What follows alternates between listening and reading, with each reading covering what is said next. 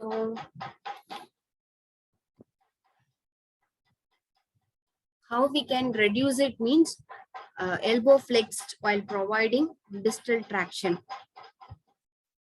and then you can put the splint in that position. After reducing it, you have to apply posterior splint with the elbow at 90 degrees flexed.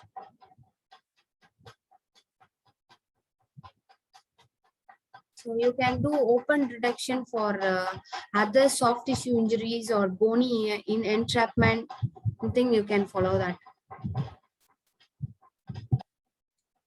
So for anterior dislocation, you can give distal traction to the flexed forearm, followed by some direct dorsal pressure, that is posterior glide.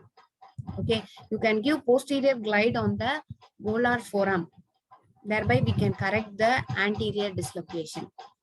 Okay, so traction can be given in the flexed elbow, and then you can give some posterior glide on the volar aspect. Okay.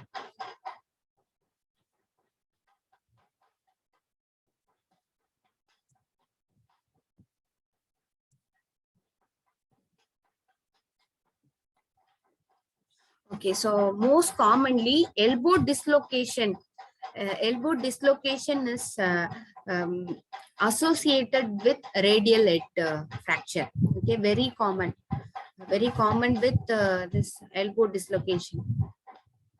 So 5 to 11% of radial head fractures of posterior dislocation as radial head fracture, and treatment consists of, depending on the type of associated injuries, we have Mason classification.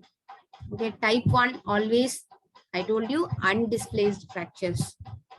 Okay, type 2, so marginal fractures with displacement. You can see that very like on the corners or some very, it's not that important area, that kind of thing. So marginal fracture with displacement. Okay, so this is what this, and you have impaction also, impaction, depression, angulation. Impaction means some, the segment is little bit goes into the distal fractured segment. Impaction means you all get that, right? So it is overlapped. This segment is overlapped with this distal one, or sometimes angulated.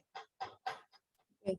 Or sometimes it like it's overlap, or some segments are crushed, or it's, how to say that, it's kind of shortening of limb would be there. Some is going deep into the other segment, that is called depression.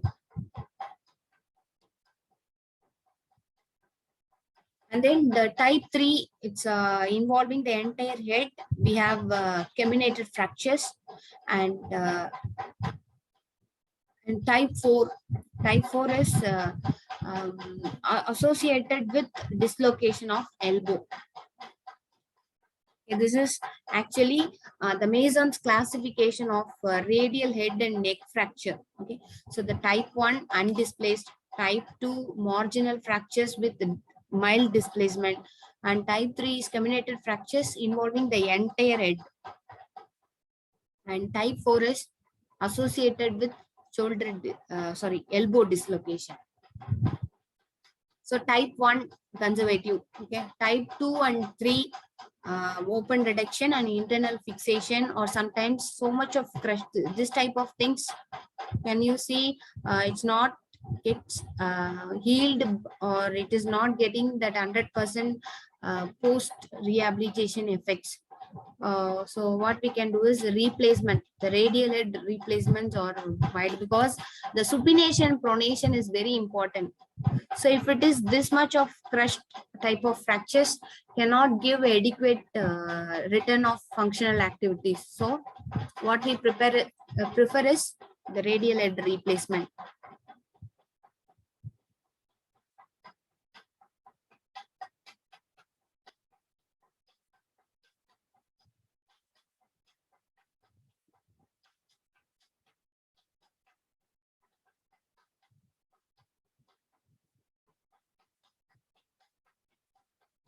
So next one is associated injuries. Other things are coronoid process fracture.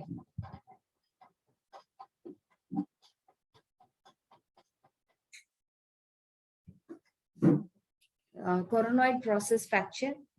It is also type 1, type 2, type 3. We have this. Associated injuries like medial or lateral epicondylar fracture also. So instability scale.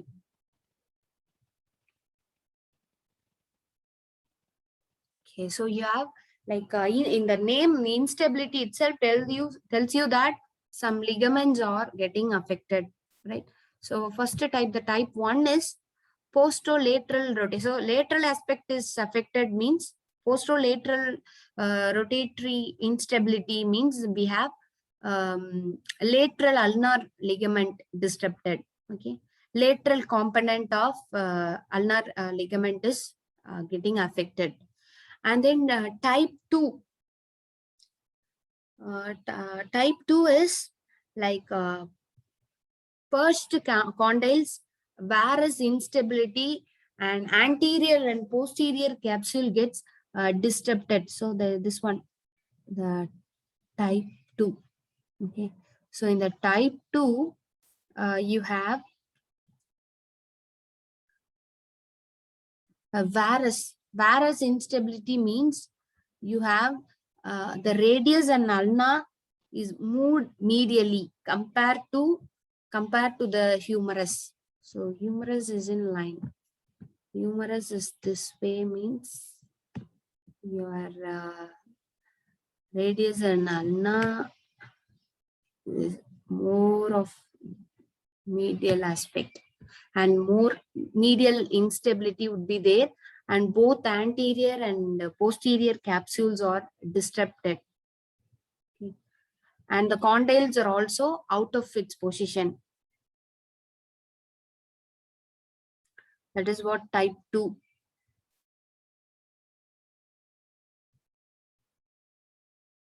Can you see that there is it's totally displaced, totally removed from that point. And type 3.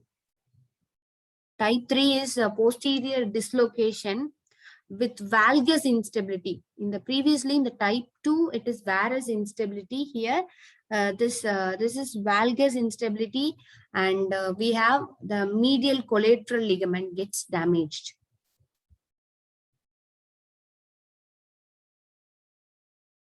So our next type is the type 3B is posterior dislocation, grossly unstable, and lateral medial line. So all the components are getting disrupted. Okay, more unstable. All the structures are involved. So this is the classification instability scale for this thing. So we have elbow instability. Because of elbow instability, it's categorized as 3 important division. Okay. So one is type 0, nothing, reduced actually. It is normally, no, it's normal alignment.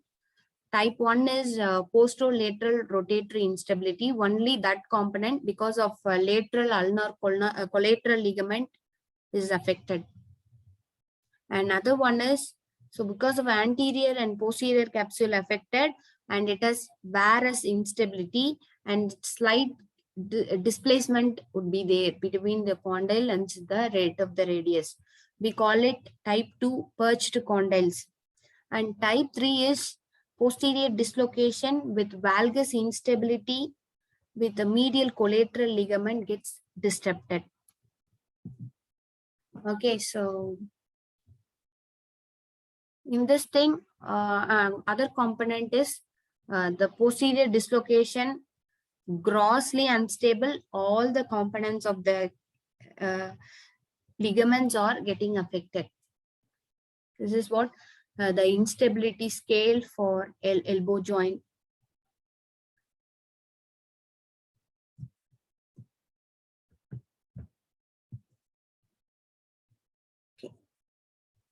So I think we will stop it here, okay?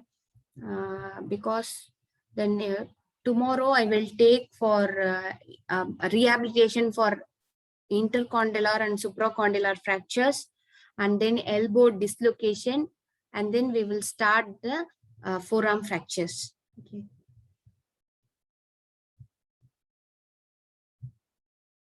Okay, after I send you some slides, right? PowerPoint.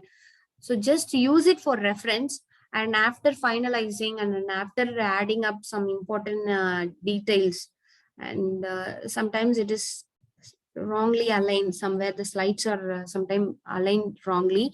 So after all the details, all the completion of the class, I will upload it in LMS. Otherwise you follow this thing, everything would be there. Sometimes some order wise some sequence change would be there, or some addition of pictures, or if needed some videos would be added. Okay, so why I am telling you is at last you follow the final one that is uploaded in LMS. Okay, otherwise you can just follow the PowerPoint which I send it through WhatsApp. Okay, ma. Thank you all. Thank you for your patience, for listening very patiently. Let's wind up. Okay, stay safe. I will meet you on tomorrow. Okay, meet you tomorrow. Bye. Thank you, Miss. Bye bye.